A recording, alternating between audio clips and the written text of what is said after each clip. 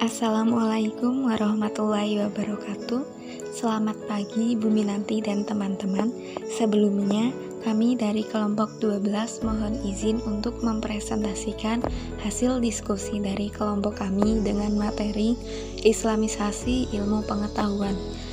Adapun anggota dari kelompok 12 yaitu yang pertama Indah Zulfa NIM 43191122, yang kedua Rofiqatul Ummah NIM 43191126, yang ketiga Endah Ayu Hayana Cut Aselia NIM 43191130, yang keempat Zulfa Firdaus Safitri NIM 43191131.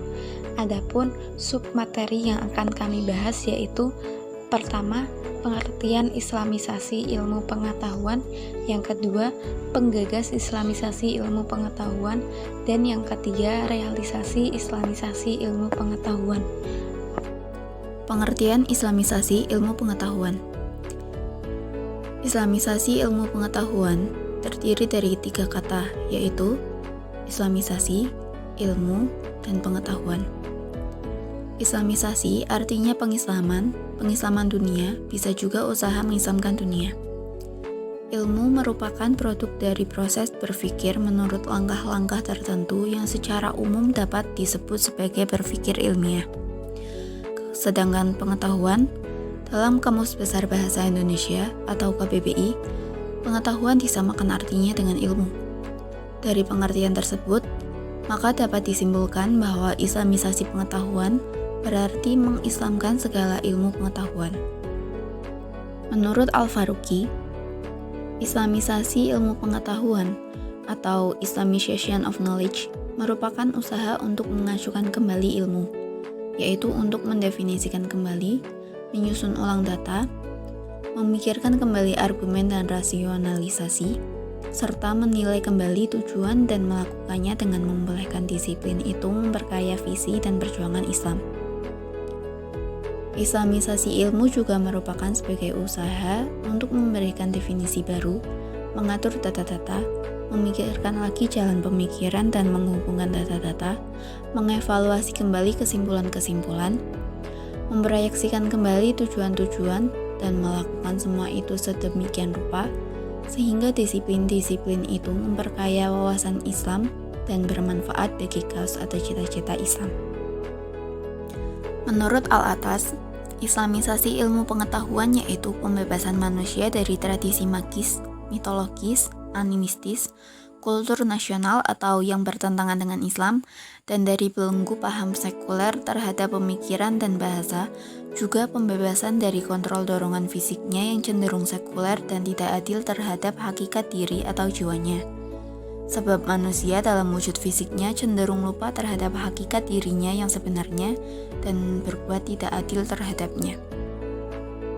Menurut Osman Bakar, Islamisasi ilmu pengetahuan adalah sebuah program yang berupaya memecahkan masalah-masalah yang timbul karena perjumpaan antara Islam dengan sains modern sebelumnya. Menurut M. Zainuddin, Islamisasi pengetahuan pada dasarnya adalah upaya pembebasan pengetahuan dari asumsi-asumsi Barat terhadap realitas dan kemudian menggantikannya dengan worldview sendiri atau Islam. Dari semua pengertian Islamisasi pengetahuan di atas, dapat disimpulkan bahwa Islamisasi dilakukan dalam upaya membangun kembali semangat umat Islam dalam mengembangkan ilmu pengetahuan melalui kebebasan penalaran intelektual dan kajian-kajian rasional empirik dan filosofis dengan tetap merujuk kepada kandungan Al-Quran dan Sunnah Nabi. Tujuan Islamisasi ilmu pengetahuan. Beberapa tujuan Islamisasi ilmu pengetahuan yaitu sebagai berikut. Yang pertama, menguasai disiplin ilmu modern. Yang kedua, menguasai warisan Islam. Yang ketiga, menetapkan relevansi khusus pada setiap bidang ilmu pengetahuan modern. Yang keempat, mencari jalan untuk sintesis kreatif antara warisan Islam dan ilmu pengetahuan modern. Yang kelima, membangun pemikiran Islam pada jalan yang mengarah pada kepatuhan pada hukum Tuhan. Yang keenam, bahwa di dalam Islamisasi ilmu pengetahuan terdapat pengakuan akan adanya hierarki atau tingkatan-tingkatan ilmu pengetahuan. Dan yang terakhir, meletakkan wahyu bukan saja sebagai salah satu sumber ilmu pengetahuan, tetapi juga standar tertinggi dalam menemukan kebenaran. Penggagas Islamisasi ilmu pengetahuan. Yang pertama, Naqib Al-Atas. Nama lengkap Al-Atas adalah Syed Muhammad Naqib Al-Atas. Beliau lahir di Jawa Barat pada 5 September 1931. Pada usia yang ke-5 tahun, Al-Atas dibawa ke Johor, Malaysia untuk berguru pada saudara ayahnya Encik Ahmad, kemudian Nyonya Azizah, yaitu seorang menteri besar Johor. Saat penjajahan Jepang berlangsung, Al-Atas pulang ke Sukabumi, Jawa Barat untuk masuk ke pesantren Al-Urwah Al-Wusta untuk belajar bahasa Arab dan agama Islam. Pada tahun 1946, ia masuk dan bersentuhan dengan pendidikan modern English College di Johor Bahru, dan kemudian masuk dinas militer di Eastern Hulchester, Inggris pada tahun 1952 sampai 1955. Pada tahun 1957 sampai 1959, Al-Atas masuk ke University of Malaya Singapura dengan fokus kajian pada teologi dan metafisika alam. Berkat kedua tulisannya, pemerintah Kanada memberi Al-Atas beasiswa untuk melanjutkan studinya di McGill University Kanada sampai memperoleh gelar master pada tahun 1963. Selanjutnya, Al-Atas menempuh program doktor pada School of Oriental and African Studies di Universitas London. Baik, selanjutnya ada beberapa gagasan ilmu pengetahuan, di antaranya karya dan prestasi Naqib Al-Atas. Rangkaian rubaiyat. Some aspect of Sufism is understood and practiced among the Malays.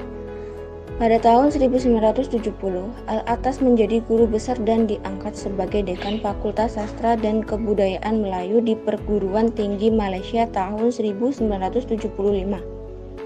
Pada tahun 1991, didirikannya ISTAJ, the International Institute of Islamic Thought and Civilization. Ismail Raj Al-Faruqi dilahirkan pada 1 Januari 1921 di Java, Palestina. Pendidikan dasarnya dilalui di College des Fries, Lebanon sejak 1926 sampai 1936. Kemudian Al-Faruqi melanjutkan ke American University, Beirut, jurusan filsafat dengan gelar BA, Bachelor of Arts. Pada tahun 1941, pada umur 24 tahun, Al-Faruqi diangkat menjadi gubernur di Provinsi Galela, Palestina. Tahun 1949, Al-Faruqi mendapat gelar master dalam bidang filsafat di Universitas Indiana. Pada tahun 1952, Al-Faruqi mencapai gelar doktoral dari Universitas Indiana, Harvard. Pada tahun 1959, Al-Faruqi pergi ke Mesir untuk memperdalam ilmu keislaman di Universitas Al-Azhar, Kairo.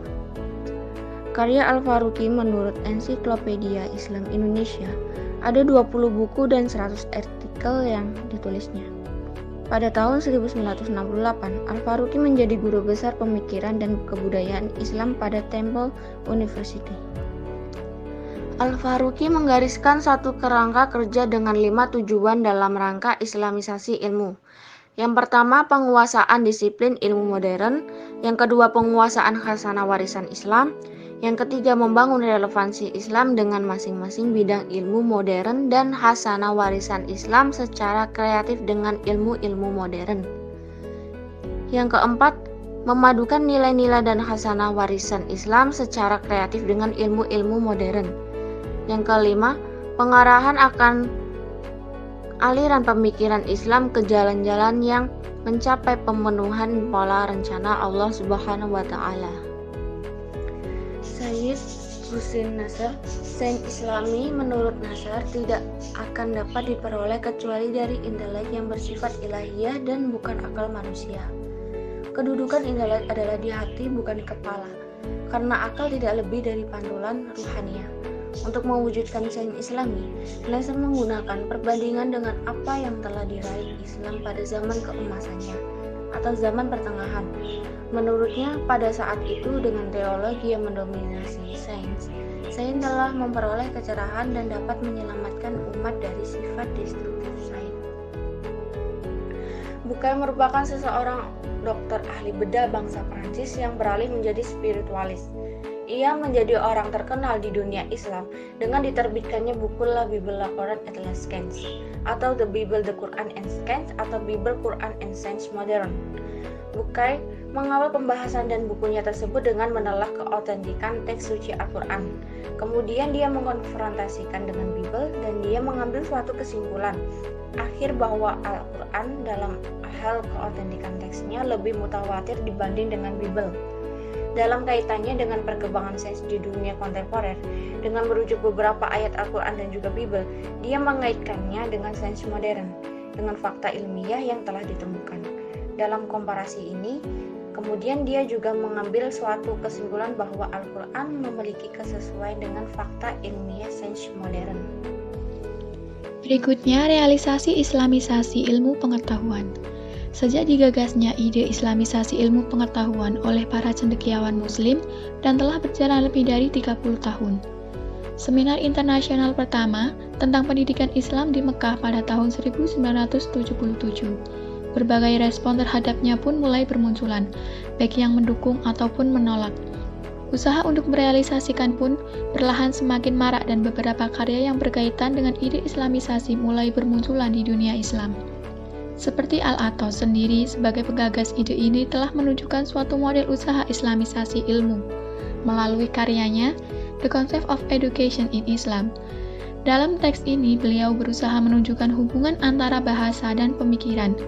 Beliau menganalisis istilah-istilah yang sering dimaksudkan untuk mendidik seperti ta'lim, tarbiyah, dan ta'dib. Dan akhirnya mengambil kesimpulan bahwa istilah ta'dib merupakan konsep yang paling sesuai dan komprehensif untuk pendidikan. Usaha beliau ini pun kemudian dilanjutkan oleh cendekiawan Muslim lainnya, seperti Malik Badri dengan karyanya Dilemma of a Muslim Psychologist tahun 1990, One Mod Norwan Daud dengan karyanya The Concept of Knowledge in Islam tahun 1989, dan Rosnani Hashim dengan karyanya Educational Dualism in Malaysia, Implication for Theory and Practice tahun 1996. Usaha dalam bidang psikologi seperti yang dilakukan Hana Jumhanabe dan Hasan Lunggulung, di bidang ekonomi Islam seperti Syafi'i Antonio, Adi Warman, Muhammad Anwar, dan lain-lain. Demikian presentasi dari kelompok 12. Terima kasih atas perhatian dari Bu Minanti dan teman-teman. Kurang lebihnya mohon maaf. Wassalamualaikum warahmatullahi wabarakatuh.